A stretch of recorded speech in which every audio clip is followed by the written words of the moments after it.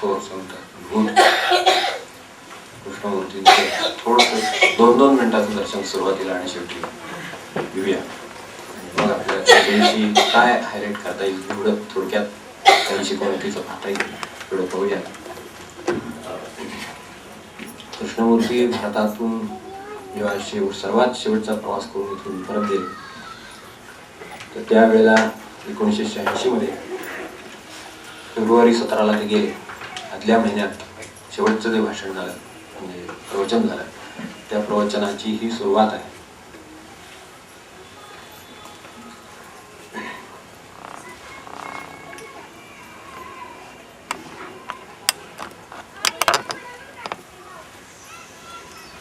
यानंतर भारतात त्यांचं प्रवचन झालं आणि महात्म्याला जशी एक जाणीव असते, इंट्युशन असते,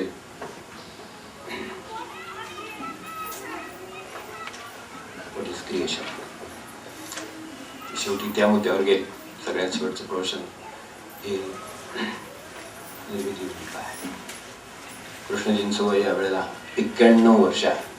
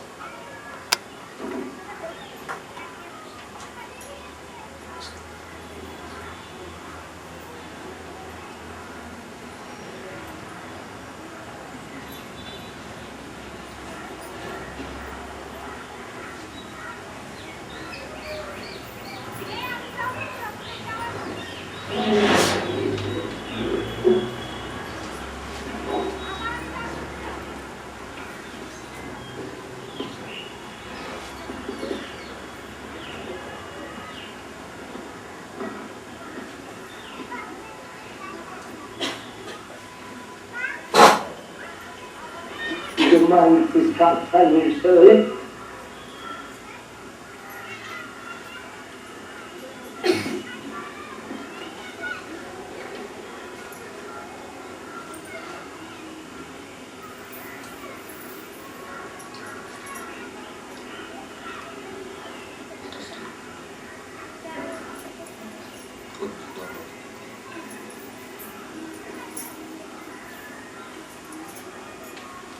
I suppose we must talk.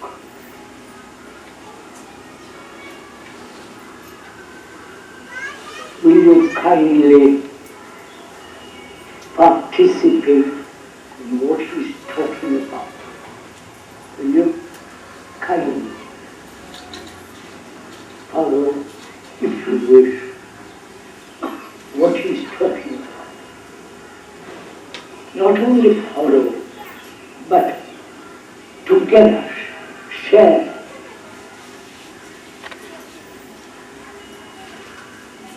I mean by participating, not just think about it or casually pay attention to it, but rather together going to what the speaker is going to talk about. One or two things must be made very clear. This is not a personality cult.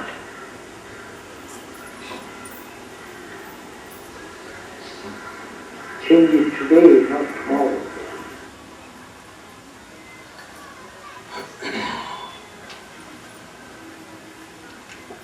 56 ते 57 वर्ष त्यांनी आपलं शरीर, वाणी, सर्वस्व माणसाला मुक्त करण्यासाठी वेचलं. त्यांचं हे दर्शन आहे. पहिली वयाची 34 वर्ष स्वतःच्या साक्षात्काराची अवस्था गाठेपर्यंतची आणि नंतरची ही सगळी 57 वर्ष केवळ सर्व जगातल्या माणसाच्या कल्याणाला वाहिली. यावरून आपण कसे जगणारे लोक आपल्यामध्ये होते आहेत राहतील याची कल्पना करू शकतो असं मला वाटतं. आपल्यासाठी जगून माणसाचं पुरं होत नाही 90 वर्ष वय झालं तरी. स्वतःसाठी अजून त्याचं हिंडायचं असते, अजून जायचं असते, अजून काहीतरी करायचं असते, अजून व्हायचं आहे, ही त्याची अवस्था आहे. आणि यांनी आयुष्याच्या 34 वर्षापासून 1929 पासून 1986 पर्यंत अंतापर्यंत, हे अंताच्या शेवटच्या महिन्यातली ही हकीकत आहे जी आपण पाहतोय दर्शक. त्यावेळेला सुद्धा सुरुवात सुद्धा आपण पाहिला असेल की माझी विनंती आहे आपण सगळे मिळून आपल्या मुक्ततेचा, आपल्या आनंदाचा शोध घेऊया का, आपण त्यात पार्टिसिपेट व्हाल का या भाषेमध्ये. नाहीतर यात 90 वर्ष काढलेला, 91 वर्ष काढलेला माणूस काय अथॉरिटीने सांगेल तुम्ही अमुक करा, ते त्यांनी शेवटपर्यंत कधीही स्वीकारलं नाही. आणि आपला मार्ग आपल्याला शोधायला सांगितला. त्यात जी शक्य होती ती, जितकी शक्य आहे तेवढी सगळी मदत आयुष्यभर केली. तेव्हा यांचे त्याग जरी नसते पाहिले तरी आपल्या आयुष्यात आपल्याला आपल्या आयुष्याचं परिमाण बदलून जातं की आपण बघतो ते किती छोटं एवढंच आयुष्य, माझी 2 माणसं, नाहीतर मी स्वतः. बाकीच्यांचं की इतर माणसांचा सुद्धा विचार करण्याच्या मनस्थितीत ते नसतात. स्वतःचाच विचार इतका प्रबळ झालेला असतो की तो कसा सुखी राहील स्वतः, या पलीकडे त्याच्या डोक्यात दुसरे विचारच येते. स्वतःच कामं कशी होतील, स्वतःचे शिक्षण कसं होईल, स्वतःची नोकरी कशी लागेल, स्वतःचं सुखाचं कसं होईल, ही कुटुंबात स्वतःची काळजी घेण्यात माणसांची आयुष्य जातात. आणि या माणसांचे आयुष्य दुसऱ्यांच्या मुक्ततेसाठी जातात. सगळं धनबंधन सगळं अर्पण करून जातात. ज्यांना आपल्याला पूर्वपीठिका माहिती आहे त्याविषयी पुस्तक पण आपल्याकडे आहे. जीवन जिज्ञासेच्या पहिल्या चॅप्टरमध्ये त्याचा उल्लेख अगदी आपल्या माहितीसाठी म्हणून सगळा केलेला आहे. यांना स्वतःला घडवण्यासाठी 1909 सालापासून 1929 साल म्हणजे 20 वर्ष अॅनी बेझंट किंवा लेडबेटर, त्यातल्या त्यात अॅनी बेझंटचा आपला परिचय आहे भारताच्या सगळ्या चळवळीशी किंवा स्वातंत्र्याच्या चळवळीशी, बंगरुगलीशी सगळ्याशीच त्यांचा संबंध आहे. भारतातील एकंदरीत आध्यात्मिक परंपरेविषयी सुद्धा त्यांना अत्यंत चांगलं सखोल ज्ञान आहे. त्यासाठी त्यांचे सगळे आपापले उद्योग सोडून ते येऊन लोक वर्षानुवर्ष राबलेले आहेत. अशा मंडळींनी 20 वर्ष यांना आपल्या सोसायटीचे, म्हणजे थिओसॉफिकल सोसायटीची ऑर्डर ऑफ द स्टार ही संस्था पुढची स्थापन केली होती. तिचे भावी अध्यक्ष किंवा जगद्गुरु त्यांच्या भाषेमध्ये त्यांना भाव त्यांनी म्हणून घडवण्यात ज्यांनी 20 वर्ष घालवली आहे त्यांच्याविषयी पूर्ण आदर राखून सुद्धा सत्याशी तडजोड न करणारा महात्मा आपण पाहतो.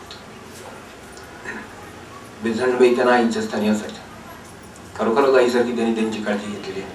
त्यांचं चरित्र आपण पाहिलं तर लक्षात येईल की खरोखर एखाद्या मुलाची काळजी घ्यावी. आणि ते ज्या वेळेला त्यांच्याकडे आले त्यावेळेला 14 वर्षाचे होते. म्हणजे 14 वर्षाचे असताना यांनीच त्यांना आपल्याकडे घेतलाय. त्यांची परिस्थिती पाहून की त्यांचं एकंदरीत ते याच्या काठावर, समुद्राच्या काठावर खेळणारं मूल बघून त्याच्या मागे काहीतरी आध्यात्मिक शक्ती आहे याची यांना परीक्षा होती, लेडबेटरना होती.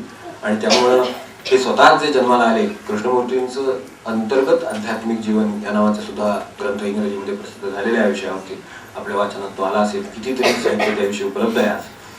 तर आध्यात्मिक त्यांचा प्रवास कसा झाला असेल याची अगदी जन्मापासून सत्यंत हकीकत सगळी पुढच्या शेवटच्या त्यांच्या या क्षणापर्यंत देणारी पुस्तकी आहे.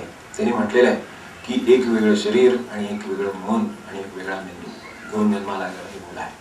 हे त्यांच्या लक्षात आलं की ज्यांच्याकडे एवढी दृष्टी होती त्यामुळे ते त्याच्या भोवतीची वलय पाहू शकले, त्याचे पूर्वीचे जन्म पाहू शकले. अशा तऱ्हेचे त्यांचं वेगळे पण लक्षात आल्यामुळे त्यांना खेळणाऱ्या मुलाला बाजूला घेऊन त्याच्यावर संस्कार केले किंवा आपल्या पद्धतीने याला अधिकाधिक जर चांगल्या तऱ्हेचं, कारण शेवटी काही लँग्वेज केले आहेत, अनेक गोष्टी आहेत, या सगळ्या द्याव्या लागतात. शेवटी त्या दिल्यानंतर व्यावहारिक दृष्ट्या ह्या सगळ्या गोष्टी बरोबर होतील आणि हे पुढे त्यांच्याकडची जी कुवत आहे ती पाहून हे सर्व जगाला मार्गदर्शन करू शकतील अशी त्यांची भविष्यवाणी होती. ती भविष्यवाणी वेगळ्या अर्थाने खरीच ठरली. थिओसॉफिकल सोसायटी ह्या एका संस्थेविषयी किंवा त्यांचे तत्वज्ञान किंवा त्यांची जे आजही त्यांच्याकडे त्यांची सगळीकडे शाखा आहेत, जगभर ती संस्था आहे, हे सगळं खरं आहे.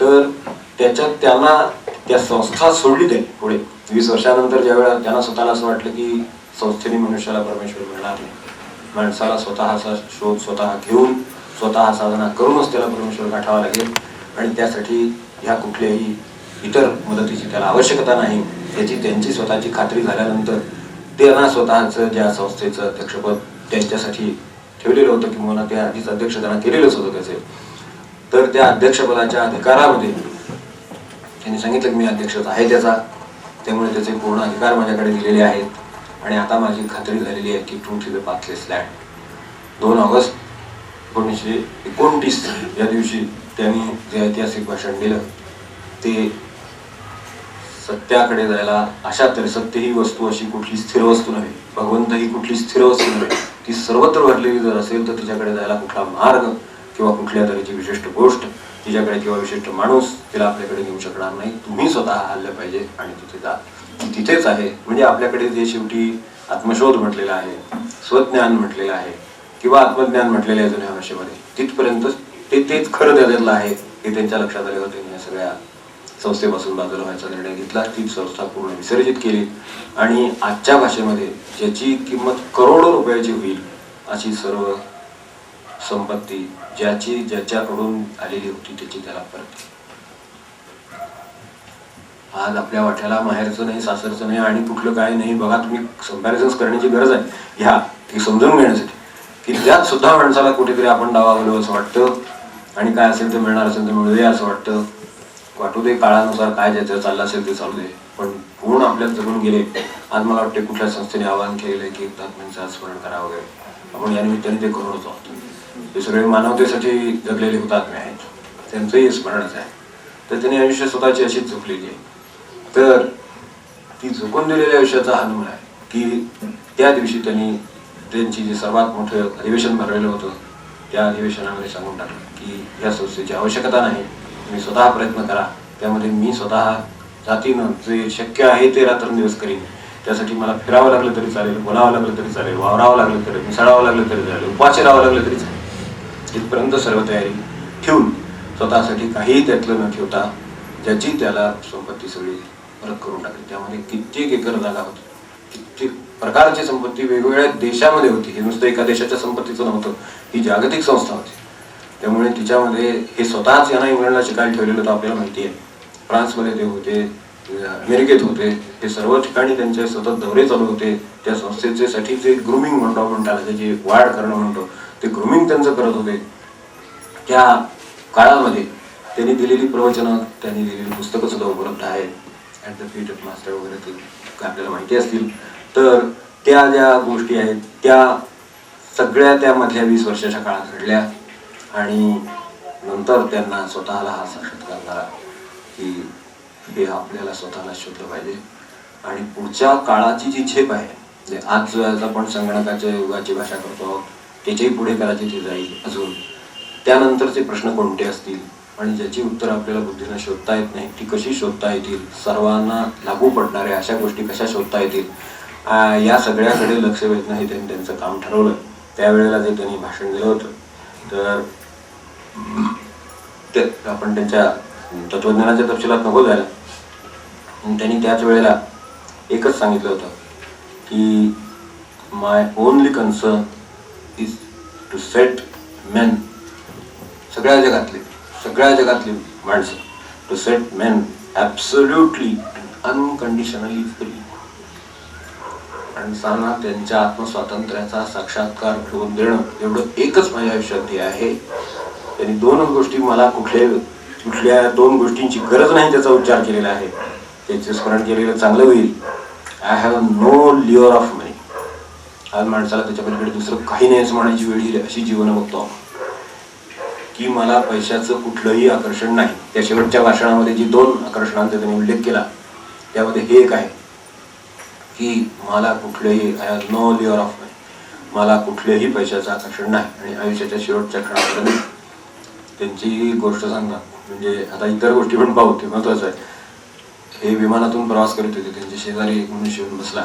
सतत त्यांचे दौरे भारतात 4 महिने असत, फक्त उरलेले 8 महिने इतर सगळ्या देशामध्ये ठरलेल्या ठिकाणी दौरे, प्रवचन आणि चर्चेची सत्र अशा तऱ्हेचे त्यांचे कार्यक्रम असे. आपल्याकडे जी मंडळी आहेत त्यामध्ये विनोबा किंवा हे अनेकांचे किंवा गुरुदेव आहेत किंवा अनेकांचे त्यांच्या संबंध घातलेली मार्ग आपल्याला उपलब्ध आहेत. विनोबांचा नव्हता, तोही उपलब्ध झाला. तर कृष्णमूर्तींची जी सावधानतेची कल्पना आहे तिच्याविषयी विनोबांनी लिहिलेलं आहे. तर ह्या ज्या सगळ्या गोष्टी आहेत तर त्यावेळेला तो शेजारी मनुष्य बसला होता, त्यांनी ती बॅगेज ठेवतात, आपापल्या जागा असतात त्या ठिकाणी बॅगेज ठेवलेलं असतात. तुमचं म्हणजे पर्सनल बॅगेज बरोबर असतं. शिवाय माणसांची लगेजेस जात असतात कार्गोमधून किंवा ते विमानामधून. आता अलीकडे वेगवेगळ्या कार्गोजमधूनही जातात. तेव्हा त्यांना विचारलं होतं तुमचं सामान कुठे आहे, कारण यांचं काही सामान काढण्याचं काही लक्षण दिसेल ना. बराच वेळ प्रवास झाल्यावर वाटतोच म्हणतात तो आपापल्या कुठे पाण्याची बाटली काढ, कुठं काय काढतात, चालू असतं काहीतरी. तर ते म्हणजे माझं काहीच सामान नाही, तुम्ही परदेशात निघालो. हो म्हणजे निघालो, सामान बरोबर काय आहे का नाही म्हणले माझे कपडे घातले तेवढेच माझं सामान. असं ते करत. त्यामुळे तुम्ही तिथे गेल्यावर काय करणार, तिथे गेल्यावर म्हणले तिथले मित्र माझी काळजी घेतील. तिथे तुम्हाला गेल्यानंतर काय ते म्हणले ते देतील, व्हॉट एव्हर क्लोथ ते सप्लाय देणार काय. आणि खरोखरच तशी परिस्थिती होती. आता हे चित्र भारतातल्या शेवटच्या व्याख्यानाचं आहे, प्रवचनाचं आहे. आपण याच्यापूर्वी गेल्या वर्षी एक व्याख्यानाचं चित्र पाहिलं होतं.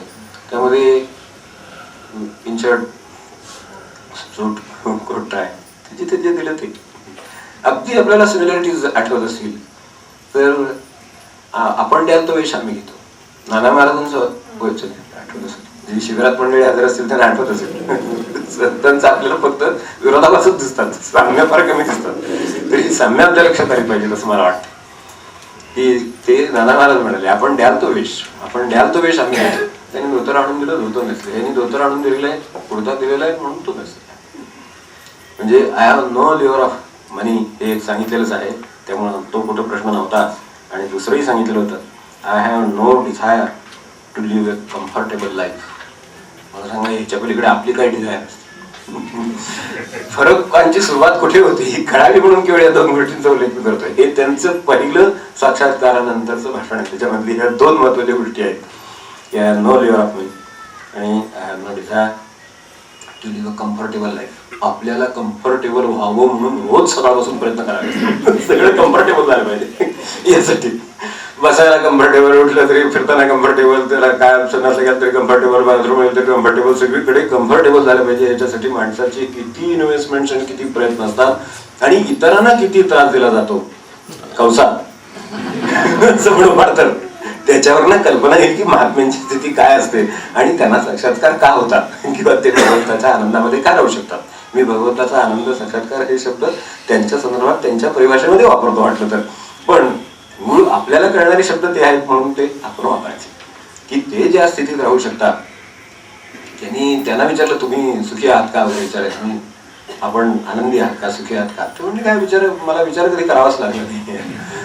हा विचारच सुद्धा कधी मनामध्ये आला नाही की मी आनंदी आहे का. हा विचार कोणाच्या मनात येईल मला सांग. त्या प्रश्नाचं उत्तर आहे, ते प्रश्न ते उत्तर ते ना ते वेगवेगळ्या प्रकारे त्यात लागू आहे. तो आपण श्लोक म्हणतो त्याच्यामध्ये ते सगळ्याच अर्थाने आहे. त्यांना हा कधी विचारच आलेला नाही, कारण ज्याचं चित्त सूर्याला जर विचारलं की कसं काय तुम्ही अंधार वगैरे तुम्हाला, त्याला काय अंधार म्हणजे काय, थोडा अंधार म्हणजे काय.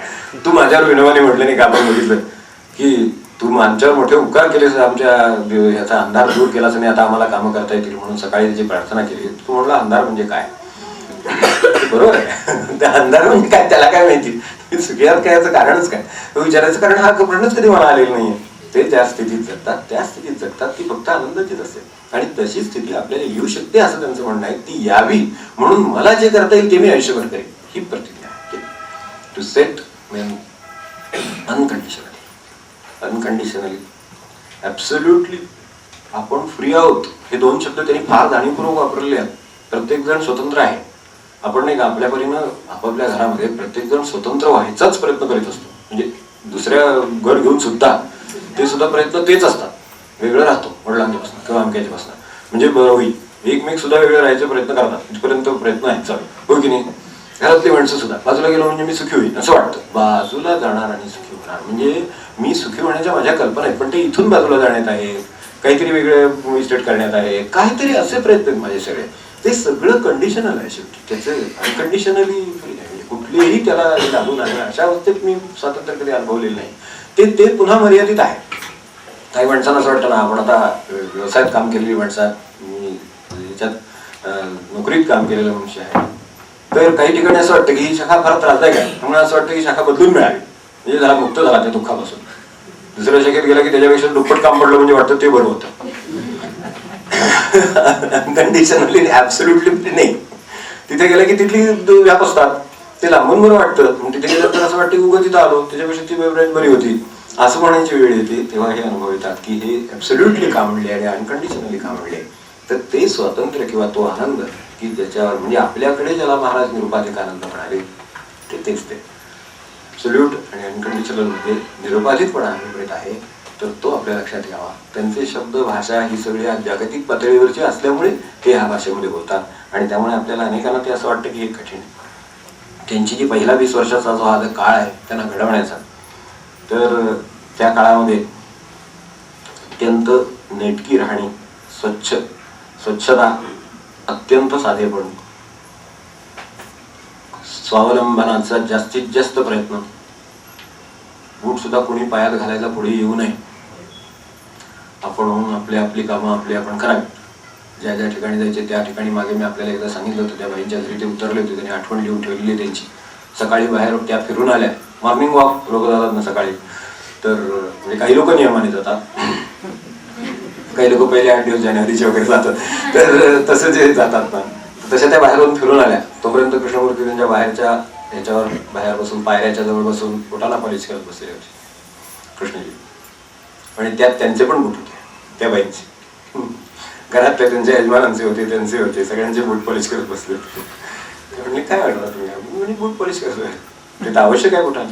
इतकं माझ्या शरीराला व्यवस्थित ठेवण्याची गरज आहे, तितकीच या चपलांना ह्या बुटांना ठेवण्याची गरज आहे. ते काम मी करतोय. अहो पण तुम्ही माझ्या बुटात काय माझं तुझं असते म्हणजे बूट स्वच्छ असावा लागतो. बूट स्वच्छ असणं आवश्यक असतं. त्यात तुमचा बूट आणि माझा बूट आहे काय? त्यांना ही भाषा कळू शकत नाही. त्यांच्या दृष्टीनं फक्त ते योग्य असणं आवश्यक असतं. त्यांना सांगा हे तर चपला पुसण्याचं झालं, ते विचार सुद्धा करायला नको आपण माझं तुझं काय आहे. म्हणून मुद्दाम सांगितलं की त्यांच्या ठिकाणची ज्या गोष्टी होत्या त्याची वैशिष्ट्य काय होती.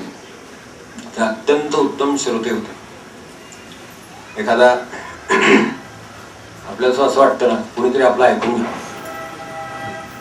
मला काय वाटत नाही आता तसं कॉफी झाली असली तर थांबायचं हरकत नाही, पण सर्वसामान्यपणे प्रत्येकाला वाटत असतं की नाही की आपण कोणीतरी ऐकून घ्यावं. काहीतरी त्याचं झालेलं असते, ते कोण ऐकून घ्यायला सुद्धा तयार नसतं. तो म्हणतो मला ऐकणं असं कोणी भेटत नाही, म्हणून संतांच्याकडे गर्दी असते ऐकवणाऱ्यांची वगैरे. कारण ते बिचारे शांतपणे प्रत्येकाचं दुःख ऐकून घेतात. काय असेल तसं त्याचं जे दुःख असेल ते शांतपणे ते ऐकून घेतात. उत्तम श्रोते असतात. संत काय असतं, उत्तम श्रोते असतात. हे मी पहिल्यांदा वाटतं. कारण ते कधीही असं म्हणजे आपल्या एखाद्या माणसाला आपण सांगायला गेलं नाही तर त्याचं निम्मलक्ष कामात असतं, निम्मलक्ष तुमच्याकडे असतं. म्हणजे असलं तर ते सुद्धा. आणि मग सारखं मग हवा ऐकताना म्हणावं लागतं किंवा काय त्याला त्याचे फरक लक्षात यावे म्हणून बघायचं हे सगळं. आणि ते जर नाही त्याला सांगता आलं तर मी कोणाला सांगतो इतका वेळ असं म्हणायची वेळ किती म्हणतात. हा आपल्या आयुष्याचा अनुभव आहे. त्यांच्याकडे असंख्य माणसं आपापली सगळी दुःख घेऊन, आपापले सगळे प्रश्न घेऊन असंख्य माणसं आली. आणि त्याच्यात त्यांनी ज्या पद्धतीनं त्यांना त्यांचे प्रश्नातले मूळ अडचणी दाखवून दिल्या. उत्तम जो श्रोता आहे ना त्याच उत्तम वक्ता होण्याची शक्यता असते किंवा उत्तम ज्ञाता होण्याची शक्यता असते.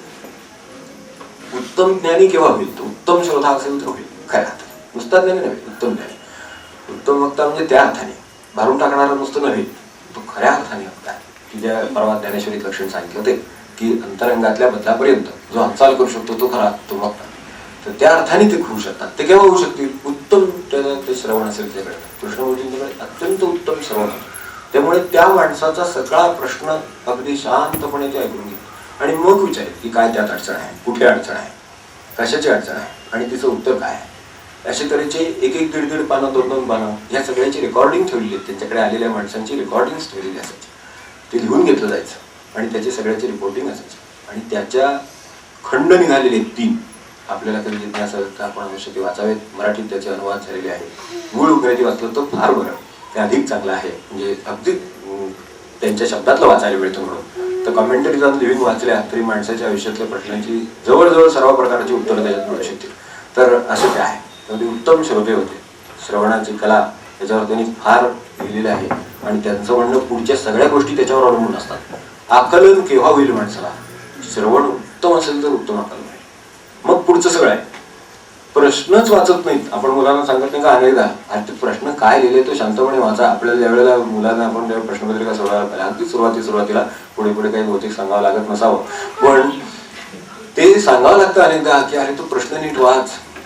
त्याचा बारकावाच लक्षात येत नाही. त्या प्रश्नाचा हा कशा संदर्भात आहे, हा 10व्या प्रकरणावर विचारलं ना 11व्या प्रकरणाचं उत्तर लिहून मोकळा होतो त्याच्यावर, आणि मग काय व्हायचं ते होतं पुढे. मग तर तसं होऊ नये याच्यासाठी तो प्रश्न शांतपणे वाचण्याची गरज असते. साध्या परीक्षेत सुद्धा ते जीवन समजून घ्यायला किती आकलनाची किंवा किती श्रवणाची गरज असेल चांगल्या, मग उत्तम आकलन होतं आणि मग प्रश्नाचं उत्तर तिथंच सापडतं. कारण प्रश्नाचा रोख लक्षात येतो. तुम्ही जे वाचलेले आहे तेही अशाच पद्धतीने श्रवण वाचलेलं गेलेलं असल्यामुळे त्याची संगड कशी घालावी कळते. वेगळी प्रश्नोत्तर शिकवायची काही गरज नसते. तर अशा तऱ्हेनंच ते होऊ शकतं आणि मग त्याचं ते छान विश्लेषण करीत त्यांच्या परिस्थितीचं. ही परिस्थिती कशातून उद्भवली आहे? नवरा बायकोची भांडणं आहेत. त्यांच्याकडे एक नवरा बायको आहे, त्यांची एकमेकांच्यात भांडणं होती. तुम्ही कदाचित ते आता हसलं मी बरं झालं, पण सर्वसाधारणपणे असं असतंच ना. यात काय असायचं? तुम्ही म्हणाल यात काय विशेष आहे? नवरा बायकोंच्यात भांडण होती, त्यांच्याकडे आहे, त्यांचं भांडण शांतपणे ऐकून कशातून निर्माण झालेलं आहे ते सगळं त्यांनी सांगितलं. असं असं होतं, मग आमचे मतभेद होतात, मग असं होतं, तसं होतं, तसं होतं. म्हणजे फक्त एकच आहे की तुम्ही दुसऱ्याला, म्हणजे प्रत्येक जण, दोघांनाही उद्देश नाही, तुम्ही दुसऱ्याला स्वतःच्या मालकीची वस्तू समजता. मालकीची जी वस्तू आहे ती आपल्या तनाप्रमाणे असली पाहिजे, आपल्या तंत्राप्रमाणे चालली पाहिजे, आपल्याला म्हणण्याप्रमाणे वागले पाहिजे, असं असणार नाही कोणी सगळं. तो संवाद बघण्यासारखा आहे. असे कितीतरी संवाद आहेत, शेकडो संवाद आहेत. तर ते कुठले असाल तिथे आपल्या प्रश्नांची उत्तर आपल्याला मिळतील. आणि हे जेव्हा तुम्ही त्याला असं म्हणता की आपलं प्रेम आहे, अमुक आहे, तमुक आहे, हे प्रदर्शन किती आहे बघा. त्याच्यामध्ये स्वामित्वाची भावना किती आहे ती बघा. स्वामित्व काढा, आनंदाने राहा. तर अशा तऱ्हेचे त्यांनी जे उत्तर दिलेली आहेत ती पुढे त्या ह्यात स्वतंत्र तत्वज्ञानातून निर्माण झाली. आणि ते स्वतंत्र तत्वज्ञान निर्माण व्हायला त्यांचं जे स्वतःचं वैशिष्ट्य होतं ते उत्तम श्रोतेपण, मग तीव्र आकलन, व्यवस्थित विश्लेषण आणि मग सत्यदर्शन, ही त्यांची स्वतःची पद्धत बघितली सगळ्या संवादामध्ये. आपण खरोखर एक संवाद जरी शांतपणे त्यांचा ऐकला तरी सुद्धा आपल्याला त्याचं आकलन होईल की हे म्हणणं बरोबर आहे किंवा नाही. ते तसे अत्यंत संयमित पण अत्यंत स्पष्ट आणि निश्चित बोलत असत. काय बोलत ते अत्यंत निश्चित असत. युनो मध्ये जेव्हा त्यांचं भाषण ठेवलं होतं तेव्हा असं त्यांनी सांगितलं होतं, युद्धाने प्रश्न सुटणार नाहीत, कधी संघटनेने प्रश्न सुटणार नाही, प्रश्न माणूस बदलून सुटणार आहे. हे सुद्धा ठणकावून सांगायला त्यांनी युनोत काही कमी गेलेलं नाही. युनोमध्ये भाषण झाल्यानंतर मंडळी येऊन भेटली की खरोखर सगळं म्हणताय ते बरोबर आहे, आमचं जे जात नाही किंवा आम्हाला ते होत नाही, आम्हाला जाणता येत नाही, ही गोष्ट खरी आहे, पण खरं तुम्ही म्हणताय ते खरं, यात काही शंका नाही. ते नंतर त्यांच्याविषयी झालं, त्याचं बोलण्याची वैशिष्ट्य आपल्याला सांगितलं. त्यांना काही लहान मुलांनी, शाळेतल्या मुलांनी, कॉलेजमधल्या मुलांनी, अशा ग्रुपने विचारलेल्या युवकांनी असे विचारलेल्या प्रश्नांची पुस्तकं उपलब्ध. आपण ती सुद्धा अवश्य वाचावी अशी माझी आपल्याला विनंती. की त्यामधून कितीतरी गोष्टी आणि काही रिमार्क्स त्यांचे अत्यंत ताबडतोब आणि थेट असत आणि त्याच्यामुळे त्या मूळ प्रश्नाचा लगेच उलगडा होत असे. की पहिलं त्यांच्या पहिल्या काळातलं एक सांगतो उदाहरण म्हणून की त्यांना स्वतःला विचारण्यात आलेलं होतं. म्हणजे की लहान मुलांचं मी ते काही भाग आहे तो सांगतो त्याच्यातला, पण तत्पूर्वी त्यांचंही तिथे भारतात आले त्यावेळेला 1926 मध्ये 29 मध्ये त्यांनी हे सगळं डिनाऊन्स केलं. तत्पूर्वी त्यांचा जो भारतात दौरा झाला त्यावेळेला 26-27च्या या काळामध्ये ते आलेले असताना इथे त्यांचे मुलाखती घेतल्या गेल्या. खूप गर्दी त्यांच्या मागे ह्या पत्रकारांची नेमकी असेल. तर त्यावेळेला हे ब्रह्मचर्य राहिले आयुष्यभर, तर त्यामुळे त्यांचं वय त्यावेळेला 37 वर्षाचं होतं. म्हणून त्यांना विचारलं आपलं लग्नाबद्दल मत काय आहे. ते म्हणाले पीपल मॅरी बिकॉज दे आर लोनली. ते एकाकी असतात म्हणून लोक लग्न करतात. मी कधीच एकाकी नसतो. I have something you cannot take away. माझ्याकडे असं काही आहे की ज्यामुळे मला कायमची सोबत आहे आणि त्यामुळे मला मी कधीच एकाकी नसतो आणि त्यामुळे मला याची आवश्यकता वाटली. त्यांचं स्वतःचं म्हणजे आज आपल्या भाषेमध्ये त्याला ब्रह्मचर्य म्हणतील इकडच्या, पण त्यांच्या भाषेमध्ये त्याचं आकलन किती सुस्पष्ट होतं हे लक्षात येऊ शकेल. I have something you cannot take away. असं माझ्याकडे आहे त्यामुळे मला याची आवश्यकता वाटली नाही. अॅनी बेझंट बद्दल मी आपल्याला बोललो. शेवटी ज्या वेळेला त्यांनी हे सगळे संस्था सोडायची ठरवली, ते अध्यक्षपद सोडायचं ठरवलं, ती सगळी संपत्ती देऊन टाकायची ठरवली, स्वाभाविकपणे त्याच्या प्रतिक्रिया व्यवहारामध्ये उमटणारच की. त्यांच्या संस्थेमध्ये ते नक्कीच उमटणार. तर त्या प्रचंड तीव्र विरोध किंवा अशा स्वरूपाच्या होत्या. काही लोक गोंधळलेले होते, काही नाही नीट समजू शकलं नाही. तर अशा अवस्थेत सुद्धा बेझंटबाईंच्या बद्दलचे त्यांचं जे मात्र प्रेम होतं त्यात कधीही उणेपणा आला नाही. त्यांना सुद्धा त्यांच्यावरची जी माया होती ती कधी त्यांची उठणी आली नाही. 1 वर्षभर ते त्यांच्यापासून दूर होते. तर त्यांनी एका पत्रामध्ये त्यांच्याबद्दल लिहिले आहे की आपण ज्या वेळेला डोंगरापासून लांब असतो त्यावेळेला त्याचं मोठेपण कळतं. जसं एक पत्र आहे त्यांचं गजानबाईंच्या बद्दल लिहिले. तर त्याच्यामधून त्यांचा एक फार चांगला हा रिमार्क आहे. One seize the greatness of a mountain when one is away from it. तेव्हा माणसाला त्याचा मोठेपणा कळतो. संतांच्या बाबतीत हेच होतं. मोठ्या माणसांच्या मोठ्या पुरुषांच्या बाबतीत सत्पुरुषांच्या बाबतीत हेच होतं की लोक पुरेसे दूर नसतात म्हणून त्यांना त्यांचं महत्व कळतं. जवळ जाण्याच्या प्रयत्नात असतात त्यामुळे डोंगराची उंची कळते, डोंगराची थोरवी कळते असं होतं. पण त्यांना ते कधी विसरले नाही आणि त्यांनी ती थोरवी शेवटपर्यंत गजानबाईंच्या संबंधातली त्यांचे जे उपकार होते ती जपलेली आहे. त्यांच्या व्यक्तिमत्वाविषयी सांगायचं झालं एक छोटेसं उदाहरण म्हणून सांगतो. केवळ बोर्डेल नावाचे चित्रकार होते, वयाने मूर्तिकार होते, वयाने खूप सिनियर 66-67 वर्षाचे ग्रस्त होते. तर त्यांना त्यावेळेला यांचं हे सगळं 29 सालापूर्वीच्या ह्या घटना 2-3 सांगतोय. तर त्या वेळेला त्यांना असं त्या संस्थेच्या वतीनं त्यांनी सांगितलं होतं की हे ह्या कृष्णमूर्तींचा एखादा पुतळा आपण बनवावा. 8 दिवस सिटिंग त्यासाठी द्यावी लागणार होती त्यांना. तर पुतळा बनवावा. त्यावेळेला ह्यांना इतका काही वेळ नव्हता. ह्यांच्यात जेवढा वेळ शक्य होता तेवढा त्यांनी त्यांना दिला. ते जागतिक कीर्तीचे फ्रेंच मूर्तिकार होते. त्यांनी त्या काळात जो कृष्णमूर्तींचा पुतळा पुढे बनवला तो पॅरिसच्या म्युझियममध्ये आजही आहे. तर अप्रतिम पुतळा त्यांचा बनवला त्यांनी. त्यांनी स्वतः असं लिहिलं की आज मी 66 वर्षाचा आहे, माझं वयच माझ्या आड येतं. मी जर 15 वर्षाचा असतो तर त्यांचा शिष्य म्हणून राहिलो असतो. यात काय ते आपल्याला कळून जाईल. ते म्हणाले की त्यांच्याबरोबर मी जेव्हा त्यांना पाहिलं आणि जेव्हा ते बोललेले ऐकले मी ह्या मूर्ती करण्याच्या निमित्ताने, त्या बोलण्यामुळे मला असं वाटलं मी 15 वर्षाचा असतो तर बरं झालं असतं, शिष्य म्हणून जवळ राहत आला असतो मला. तर ही त्यांची साधारण 29 पर्यंतची सगळी वाटचाल सांगितली. थोडीशी पुढच्यातली काही रिमार्क्स सांगतो. इथं आल्यावर जेव्हा एकदा त्यांना विचारलं होतं त्यावेळेला ते मंदिर प्रवेशाचं वगैरे जरा हे होतं, चालू होतं, संघर्ष चालू होते. तर मंदिरात आमच्याला प्रवेश असावा का नाही, आमच्याला असावा का नाही. त्यामुळे याच्याबद्दल आपलं काय मत आहे असं त्यांना एकदा या प्रवासाच्या वेळेला वाटेत पत्रकारांनी विचारलं होतं. त्याच्यावर त्यांनी दिलेलं उत्तर मार्मिक आहे. देव देवळात ठेवू नये. म्हणजे प्रश्न उद्भवते म्हणे. त्याच्यात उत्तरात इतका मार्मिकपणा आहे की देव देवळात ठेवता म्हणून ते प्रश्न उद्भवतात. त्यांचा देव सर्वत्र होता म्हणून त्यांना हा कधीच प्रश्न आला नाही. कृष्णमूर्ती हा चालता बोलता देवच होता. स्वतः जरी विचार केला क्षणभर तर तो सर्वांच्यात. आता इथे काय सुरक्षा व्यवस्था आहे, कुठली सुरक्षा व्यवस्था आहे? आज देवाचं पेटून घेण्यापर्यंत अवस्था आलेली आहे. आपल्याला माहिती नाही म्हणून वाचतात पेपर वगैरे तर आपल्याला कल्पना असेल. कोट्यावधी करोडो रुपयाच्या इस्टेटी झाल्या देवस्थानांच्या, तरी सुद्धा ते देवाचं पेटंट घेऊन त्या चित्रावर पैसे मिळवण्याच्या नाराज माणसं आहेत. आणि जे माणसं भाकरी खाऊन राहिली त्यांची चित्र आहेत ती. तर इथपर्यंत अवस्था गेली तर देव देवळात ठेवला म्हणजे काय याची कल्पना आपल्याला येऊ शकेल की देव देवळात ठेवला म्हणून या अडचणी येत आहेत. म्हणली नाही तर अडचणी झाल्या नसत्या. हा चालता बोलता देव कोणाला भेटायला अडचण आहे का? बघ, आपल्यामधले 2 बँकेतले माझे 2 मित्र आहेत. एक मित्र त्यांना दोघेही भेटून आलेले आहेत. एक जण गेलेले होते त्यांच्याकडे, अगदी शेकाट वगैरे व्यवस्थित करून आले. इतका देव जर सोपा सरळ असेल, भेटायला जर मोकळा असेल तर मला सांगा कसल्या कुठल्या प्रवेशाचे आणि कसल्या अडचणी कुठले काही प्रश्न आपल्याला येतील काय. त्यांचा ह्या सगळ्या गोष्टींना त्यांनी पाठा दिलेला आहे, विरोधही केलेला आहे. त्यामुळे कृष्णमूर्ती ही कृष्णमूर्तींचं तत्वज्ञान किंवा कृष्णमूर्तींचं जे संतपण आहे ते सर्वांना बरोबर घेऊन जाण्यात आहे. आणि सर्व पंथ हे धर्म किंवा जाती किंवा कुठल्याही प्रकारचे भेद, देश सुद्धा ते म्हणजे इथे काय फरक पडतो. मी माझ्यासमोर पॅरिसमध्ये लोक म्हणले आता भाषणाला स्वित्झर्लंडमध्ये बसलेले असायचे, अमेरिकेत बसलेले असायचे. ते म्हणाले मला तितकीच भय भीती, तितकीच त्या माणसाची चित्ताची अस्वस्थता मला दिसते. तर मला ते पीटरमध्ये याच्यामध्ये फरक वाटतच नाही. सगळे एकच आहेत. मनाच्या अवस्थेत सुद्धा एकाच आहेत, प्रश्न तेच आहेत, उत्तरं तीच आहेत. तर हे भेद कशासाठी तुम्ही निर्माण करतात? तर अशा पद्धतीने त्यांनी सर्वांना त्यांच्या संबंध आयुष्यभर ट्रीटमेंट दिलेली आहे. त्यांनी अत्यंत महत्वाच्या आपल्या गोष्टीबद्दल जे काही उत्तरं किंवा मतं दिलेली आहेत त्याचा फक्त आता जेवढा उल्लेख करता येईल तेवढा करतो.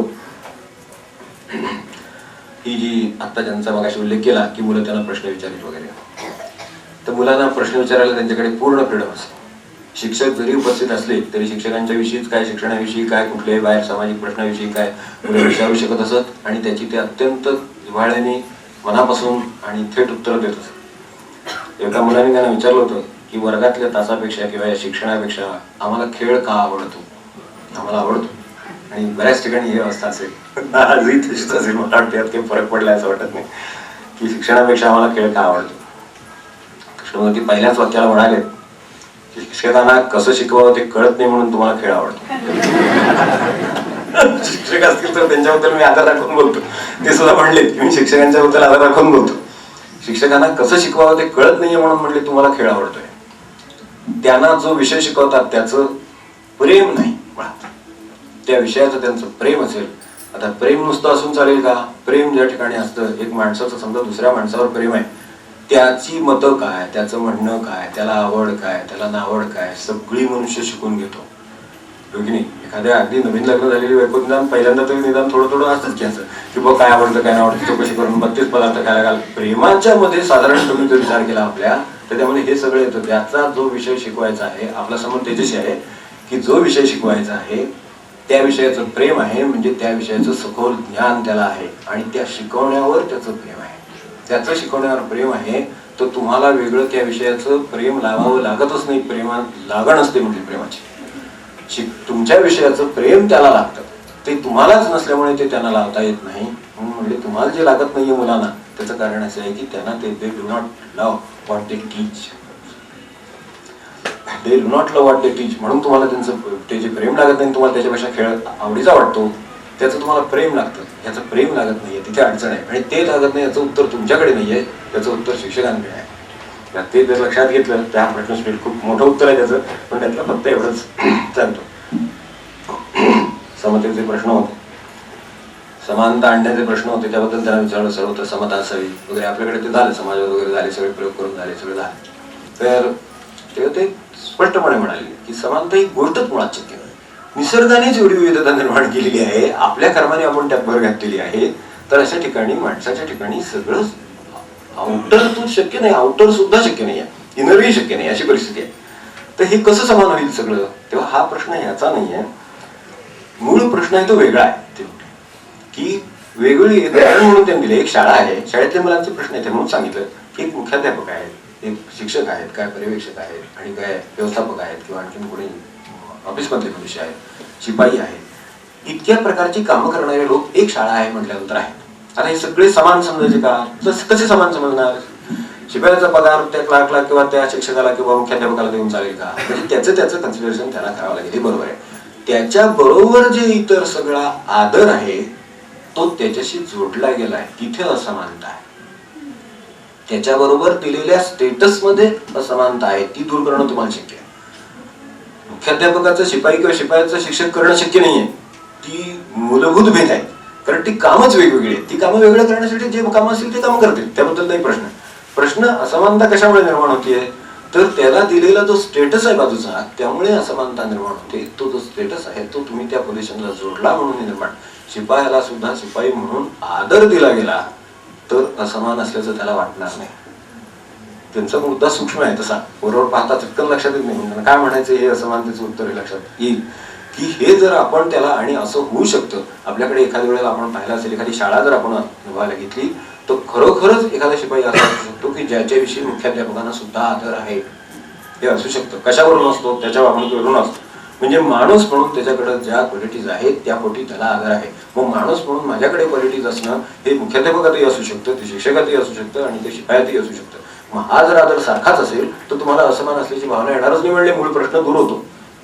त्यांचे मूलभूत जे म्हणणं आहे ते मूलभूत आहे, आपण समजून घेतलं तर अधिक लक्षात येऊ शकेल. त्यासाठी लागणारं जे वातावरण आहे ते आपण निर्माण करीत नाही. शिपायाला आपण कमी समजतो, कमी लेखतो. त्याच्या कोणी मध्यस्थ त्याला कमी लेखतो, त्याच्यापेक्षा तो मोठा आहे असं म्हणतो. काम सगळेच जण करतात आणि प्रत्येकाच्या कामाची तिथे असणारे मूल्य किंवा आवश्यकता तितकीच असते. हे जर एकदा लक्षात घेतलं तरी समानता आणणं शक्य आहे. त्याबद्दल प्रत्येक स्तराबद्दल त्याच्यातले आदर असला पाहिजे. आणि म्हणून त्यांच्याकडे लहान मुलालाही आदर आहे, मोठ्यानाही आदर आहे, सुशिक्षितांना आहे, अशिक्षितांना आहे, तितकाच सर्वांना आदर आहे. आणि म्हणूनच ते तसे राहू शकले, ते प्रत्यक्ष हे सगळं अंमलात आणू शकले. आपल्या आपल्या आयुष्यामध्ये प्रत्येकाची काही ध्येय असतात. ध्येय कशी गाठावी ते ध्येयाचं ज्या वेळेला तुम्हाला, म्हणजे त्या काळातली गोष्ट आहे, आता इंजिनियर होणं ही गोष्ट वेगळी झाली, तर त्या काळातली इंजिनियर व्हायचं होतं मुलाला, आईवडिलांचा विरोध होता, अशी परिस्थिती. आईवडीलच इंजिनियर व्हा म्हणतात, इंजिनिअरिंगची आजची परिस्थिती वेगळी आहे, पण त्यावेळेची जी परिस्थिती आहे ही 40-50 वर्षापूर्वीची गोष्ट सांगतो त्यांच्या संवादातली. तर त्यावेळेला त्यांनी त्या मुलाला सांगितलं की तुझं ज्या वेळेला ध्येय शुद्ध, स्पष्ट आणि स्वतःला त्याचं निश्चित आकलन असतं आणि स्वतःचा निर्धार असतो, ह्या 4 गोष्टी ज्या वेळेला असतात त्यावेळेला नेचर इज स्ट्रेंज म्हणली, इट हेल्प्स यू. खात्री बाळगा, तुमचं ध्येय शुद्ध आहे काय, ते स्पष्ट आहे, त्याचं तुम्हाला आकलन आहे का, तुमचा निर्धार आहे का, ह्या 4 गोष्टी तुमच्या ठरलेल्या आहेत. म्हटलं की निसर्ग तुम्हाला मदत करेल. तो म्हणाले तो मित्राच्या रूपाने येईल, तुमच्या नातेवाईकाच्या रूपाने येईल, तिथल्या संस्थेच्या रूपाने येईल, कोणाच्याही रूपाने येईल आणि तुम्हाला तो मदत करेल. तुम्हाला जे व्हायचं ते तुम्हाला होता येईल. फक्त तुमची ही सगळ्या गोष्टी नीट आहेत का याचा विचार करा. तो कुठल्याही रूपाने उभा राहील आणि तो अत्यंत विलक्षण आहे आणि तो निसर्ग कोणत्याही रूपाने मदत उभी करू शकतो याची खात्री बाळगा. शिक्षणाच्या बद्दल काय चुकतंय असं त्याच्याबद्दल त्यांनी सांगितलं. शिक्षण यशावर फार प्रेम करायला शिकवतो. ही मोठी that is why it has become rotten. त्यांचा शब्द असा आहे, शिक्षण का सगळं खराब झालं तर यशावरच फक्त प्रेम करायला शिकवलं. काय शिकतात त्यावर का प्रेम करायला शिकवलं, यशावर प्रेम करायला शिकवले. त्यामुळे अपयशाचा त्रास आहे. कारण एकदा त्याचं प्रेम आलं की ह्याचा दुष्टाव आलाच, राग आलाच, कमीपणा आलाच, ते लगेच तुच्छ झालं. अपयश म्हटलं की तुच्छ आहे लगेच, यश म्हटलं की पूज्य आहे लगेच, असं झालं की ते त्यामुळे हा घोटाळा झालेला आहे. यशावर प्रेम करायला शिकवणं हे शिक्षणाचं मूळ काम नाही. कोण मनुष्य काय करू शकेल याचं त्याला सुस्पष्ट आकलन आणणं हे खरं शिक्षणाचं काम आहे. आपण कुठलं शिक्षण घेतोय आणि त्यांच्या शिक्षणाच्या कल्पना मूलभूत आहेत आणि ते किती वेगळे आहेत हे आपल्या समोर यावं म्हणून केवळ फक्त आपल्याला सांगितलं की आता फक्त result have become more important than the actions असं म्हणलं. Results have become more important than the actions. खरं माणसाच्या कृती महत्वाच्या असतात. त्याची जी रिझल्ट्स असतात ते कृतींचा भाग असतो. तो काय त्याच्यासाठी वेगळी काळजी करावी लागत नाही. आता मुलांचा तुम्ही विचार करा की अभ्यास जर तुमचा अत्यंत व्यवस्थित असेल, मुलांनी याचा विचार केला की अभ्यासाची काळजी तुम्ही घेता तर तुम्हाला रिझल्टची काळजी वेगळी घ्यावी लागते का काही? त्या अभ्यासात तुमची रिझल्टची काळजी घेतो, तुम्ही रिझल्टची काळजी करता, पण आज रिझल्टचीच काळजी किती लागलेली असते बघा. असं होईल तसं होईल तसं होईल. अभ्यास कसा कराविषयी काय ते सांगा, तो किती चांगला होईल ते सांगा, तो कसा चांगला होईल ते सांगा, त्याचं प्रेम कसं लागेल ते सांगा. त्याची बाकीची काळजी करायची कारण नाहीये. इथे कुठेतरी घोटाळा आहे, सुधारलं तर बरं होईल असं म्हणायचं. देवपूजेचं त्यांचं म्हणणं कारण ही भीती आहे आणि देवपूजा आपण का करतो असं विचारलं होतं. त्याचं उत्तर त्यांचं म्हणणं आपल्या मनात भीती आहे. भीती आणि प्रेम याच्यामध्ये फरक आहे. देवाचं प्रेम म्हणून पूजा करतात ते पूजा करतात म्हणजे नाही झाली म्हणजे आपल्याला ती गाडी बंद पडली तरी शंका येते किंवा त्या दिवशी काहीतरी तार फोन आला कळतं आज सकाळचं बहुतेक चुकलं म्हणून आपल्याला फटका बसला. हे भीतीचं आहे. आणि जे प्रेमाचं आहे ठीक आहे, त्याचा काय विशेष. दुसरं, आपल्याकडे मुलांना ॲम्बिशन बाळगली पाहिजे, ॲम्बिशन काहीतरी हे पाहिजे. ते ज्या अर्थाने म्हणतो त्या अर्थाने ते म्हणत नाहीत हे लक्षात ठेवून आपल्याला त्यांचं वाक्य सांगतो. An ambitious man is a most unhappy human being. थोडंसं आपल्याला अर्थ कथा वाटेल पण ते कशा अर्थाने म्हणतात ते लक्षात ठेवा. महत्वाकांक्षी म्हणजे आपल्याकडे ज्या अर्थाने आपण एखादं ध्येयहीन असणं म्हणजे ते त्यांना तसं म्हणायचं नाहीये. एखादं ध्येय असणं याला जर आपण महत्वाकांक्षा म्हणत असाल तर ते बरोबर आहे. ध्येय असणंही बरोबर आहे, ध्येयवान्य. पण महत्वाकांक्षा याचा अर्थ हवे पण असा झालेला आहे. महाराजांच्या भाषेचा जर अर्थ घ्यायचा असेल तर बरोबर आपल्या लक्षात येईल की त्याचं काहीही मिळवलं तरी समाधान होत नाही. म्हणून महाराज म्हणायचे त्याचे हवे पण जास्त तो गरीब समजावा. संतांचे सांगणे अत्यंत आतून जुळलेली सगळी तेच आहे. आणि हवे पण जास्त तो गरीब किती आहेत, असले किती श्रीमंत गरीब तुम्हाला दिसतील.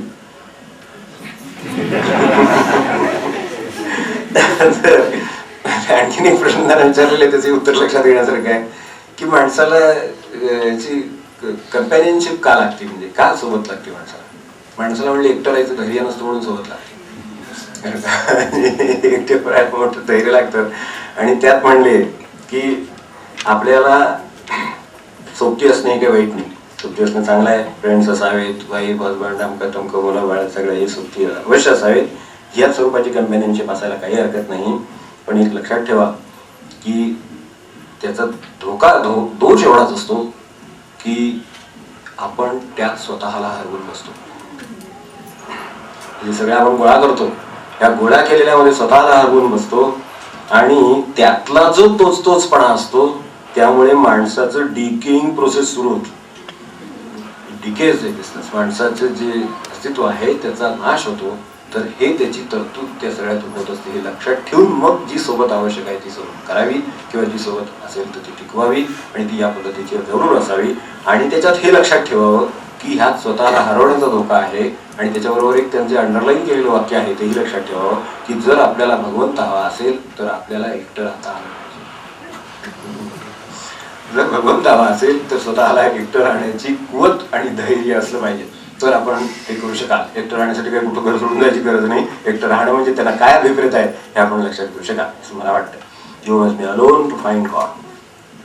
तेवढा आपल्याला एकांत हा जमाव असं त्यांचं म्हणणं.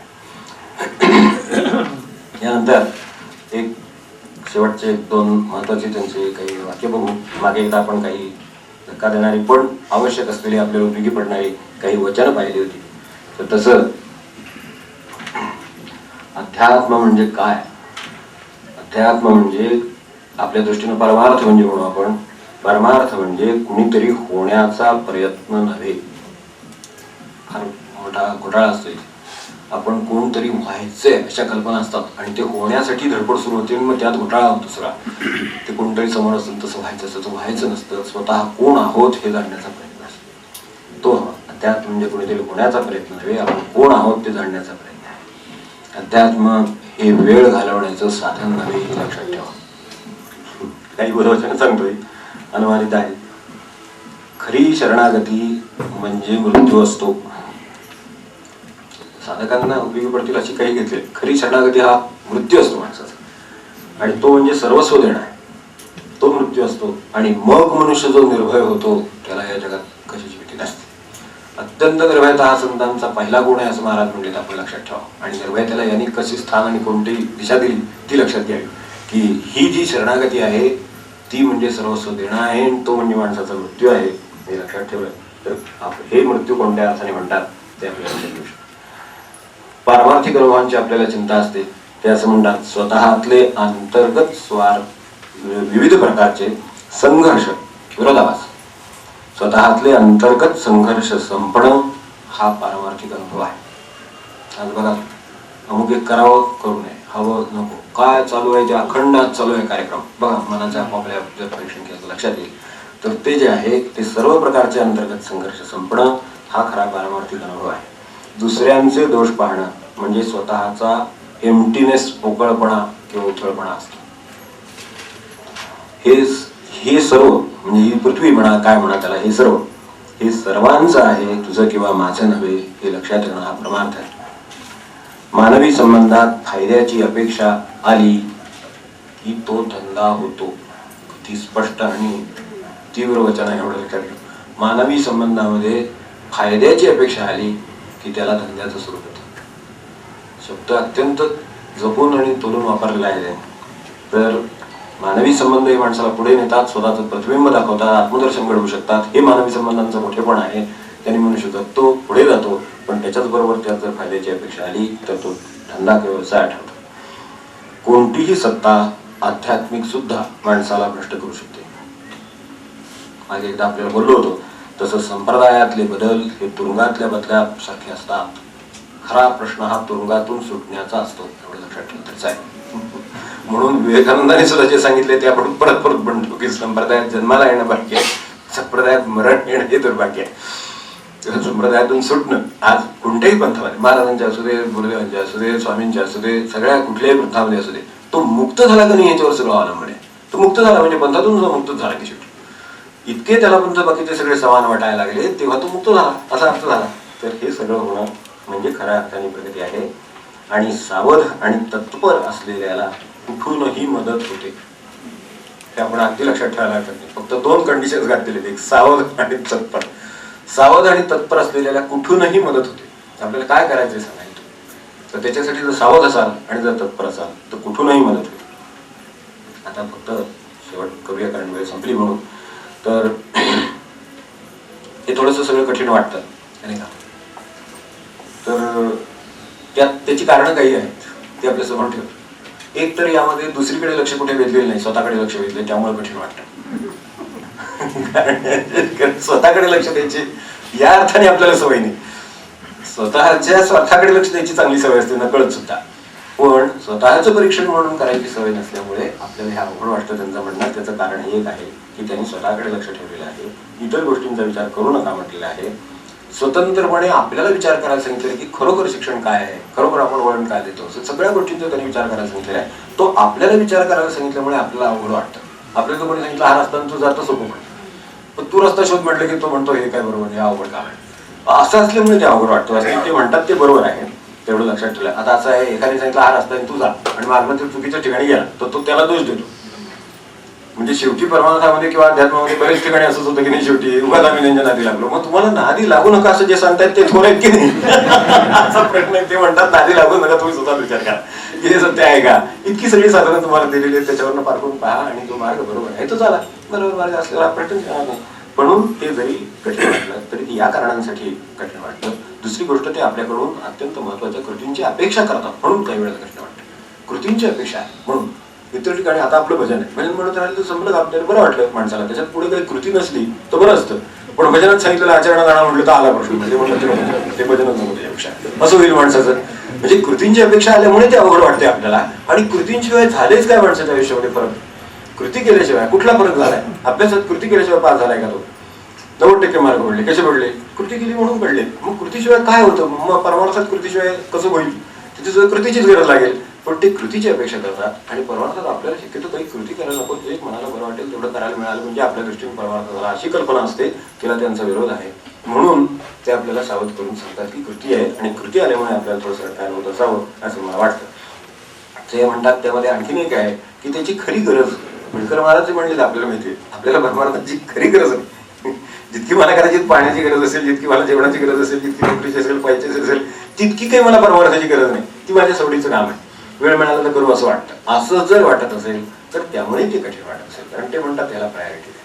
विठकर महाराज शेवटी म्हणले हे मला वाया जाऊ द्यायचं नाही, माझ्याबरोबर हे सगळं ज्ञान जाईल आणि हा अनुभव जाईल म्हणून मी केवळ हे सगळं सांगतोय आणि लिहून ठेवतोय. नाहीतर ह्याची काही गरज नाही तुम्हाला. आता मला दिसतच आहे तुम्हाला याची काही अगदी ताण लागलेली आहे असं नाहीये, पण तरी सुद्धा ज्या वेळेला कधी लागेल त्यावेळेला ते मी ऐकणार नाहीये. त्यावेळेला हे लिहून ठेवलेले आहे ते तुम्हाला काय आता मला सांगायचं महात्म्यांचं काय असेल याची कल्पना आपण करावी. आणि एक गोष्ट शेवटची सांगण्यासारखी त्यांची आहे की त्याने एका ठिकाणी म्हटलंय की आपल्या ज्या ह्या मार्गातल्या अडचणी आहेत त्या अडचणींच्या तत्वज्ञानातून येतात हे लक्षात घ्या. अडचणींचं तत्वज्ञान उभं करायची माणसाला सवय असते. अगदी पॅरलल महाराजांचं म्हणणं आहे बघा, जे आपल्याला मनातून करायचं असतं त्याची कोणतीही चिकित्सा न करता मनुष्य ते करतो. म्हणजे त्याला करायचं नसतं त्याच्याबद्दल 10 लोकांची मतं घेतो. महाराजांनी आवश्यक सांगितलंय, त्यांनी आवश्यक सांगितलंय, याला अडचणींचं तत्वज्ञान म्हणायचं. नामाने उपयोग होईल का, अमुक होईल का, तमुक होईल का, काय शंका कशासाठी, कारण ते म्हणतात ते घ्यायचंच वर नाहीच आहे. होय की नाही? सापाला इथे एकदम पाल जरी आली तरी मनुष्य ताटकन उडी मारणार आहे, कारण निकड आहे. अडचण आहे जी ना त्याच्यामध्ये तिथे कुठे अडचण नाही, काही लगेच पळापळ आहे. त्याचं कारण काय आहे ते आपण बघावं. आणि मग ह्या अडचणी कशातून येतात हे लक्षात ठेवा. तर खरा प्रश्न हा कामाचं प्रेम नाही हा आहे असं प्रश्न आहे. आपल्याला जर कामाचं खरं प्रेम असेल तर अडचणींची शक्यताच नाही. येथील त्या अडचणीवर आपण मात करू असं होऊ शकेल. एवढा त्यांचा संदेश आहे, एवढं लक्षात ठेवू. त्यांचाही शेवटी या सर्व संत पुरुषांच्या मध्ये पाहिलं 2 गोष्टींचं त्यांना अत्यंतिक प्रेम आहे असं माझ्या लक्षात. त्यातलं एक त्यांना प्रत्यक्ष वृत्तीतले बदल हवे असतात, त्याला आपण वृत्त्यंतर म्हणतो. त्याची आपण आज सेवा केली आपल्या किंवा पुढेही करू, करत राहू, आपल्यापर्यंत करू. आणि दुसरी मौन. 2 गोष्टीवर सर्व संतांचं एकमत आहे असं आपल्या लक्षात येईल. आपण जर बारकाईने विचार केला तर कदाचित एखाद्याला आम्हाला होय म्हणेल, एखादा नाही म्हणेल, एखादा ध्यानाला प्राधान्य देईल, एखादा योगाला प्राधान्य देईल, असे इथे सुद्धा प्रकार 21 ठिकाणी 21 दिसतील. पण मौनाला कोणी नाही म्हणणार नाही आणि वृत्त्यंतराला कोणी नाही म्हणणार. कृष्णमूर्तींच्या जीवनामध्ये सुद्धा वृत्त्यंतराला आणि मौनाला अत्यंत प्राधान्य आहे. सर्वात शेवटचं जीवनातलं जे त्यांचं प्रवचन आहे आणि जो भारतातल्या लोकांचा त्यांनी घेतलेला निरोप आहे त्या प्रवचनाचा शेवट आता पाहू आणि आपण इथे जावाशी करू. If your thinking is not straight, think straight, logically. Unless all that is prepared, all that is settled, you can't enter into this world. शेवटचं व्याख्यान आहे त्यासाठी त्यांनी एकच विनंती केलेली, तेवढीच फक्त विनंती मी आपल्याला करतो. आज आता पुढे नंतर मौन पाळू. त्याच्यावरचं आपलं हे निरूपण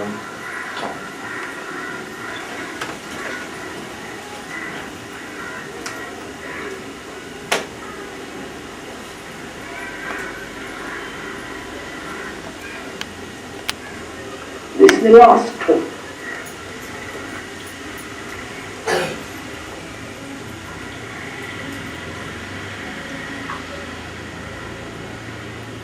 We won't sit together quietly for a while. We won't just sit quietly for a while. सर्वात शेवटच्या प्रवचनामध्ये आपण सर्वजण काही क्षण आता शांत बसूया का अशी जरी विनंती केली प्रतिसाद मध्ये विनंती करतो आणि थांब.